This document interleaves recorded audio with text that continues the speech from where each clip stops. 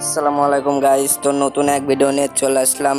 আজকে যে গল্পটি বলবো সেটি হচ্ছে একজন যাত্রী কিভাবে সমুদ্রের মাঝখানে ভেসে গিয়ে তার জীবন বাঁচলো।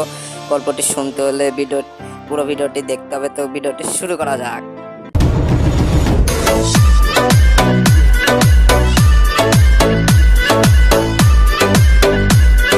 তো গল্পের শুরুতে একটি জাহাজ ঝড়ের মাঝখানে পড়ে পুরো লন্ডভন্ড হয়ে গেল জাহাজটি। সেই জাহাজে বেঁচে যাওয়া এক যাত্রী ভাসতে ভাসতে এক নির্জন দ্বীপে পৌঁছে গেল।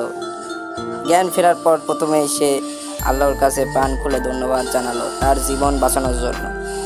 প্রতিদিন সে দ্বীপের তীরে এসে বসে থাকতো যদি কোনো জাহাজ সেদিকে আসে সেই আশায়, কিন্তু প্রতিদিনই তাকে হতাশায় ফিরে এসে আসতে হতো। এর মধ্যে একটি সমুদ্র তীরে তার জন্য একটা ছোট ঘর তৈরি করে ফেললো। সমুদ্রের মাছ ধরে বন থেকে ফলমূল শিকার করে সে বেঁচে থাকতো। এরকমই এর মধ্যে সে একদিন খাবারের খোঁজে বনের মধ্যে গেল।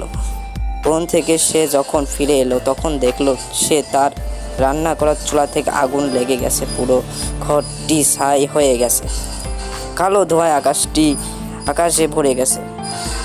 লোকটি চিৎকার করে উঠল, হায় রে আল্লাহ, এটাই আমার ভাগ্যে লেখা ছিল। পরের দিন সকালে এক জাহাজ আওয়াজে তার ঘুম ভাঙলো। জাহাজটি সেই দ্বীপের দিকে উদার হয়ে তাকালো সে জাহাজটির দিকে। জাহাজের লোকেরা তাকে দেখতে পেল না, তবুও সে হাল ছাড়ল না। সে কয়েকটি আগুনের টুকরা এনে সেই আগুন জ্বালালো। সেই ধোঁয়া দেখে জাহাজের লোক বুঝতে পারলো যে ওই দ্বীপে কেউ আছে। তাই বলে সে জাহাজটি ঘোরালো। তারপরে জাহাজটি আস্তে আস্তে দ্বীপের দিকে এগিয়ে এলো। সেই দ্বীপের দিকে সে অবাক হয়ে বলল, তোমরা যেভাবে জানলে যে এখানে আটকা পড়ে আছি? জাহাজের ক্যাপ্টেনরা জানালো, তোমার ধোয়ার সংকেত দেখে আমরা এই দ্বীপের দিকে চলে এসেছি। তো এভাবে সে তার জীবন বাঁচলো। জাহাজটি এসে সে তার বুদ্ধিমত্তা দিয়ে তার নিজের প্রাণ বাঁচালো।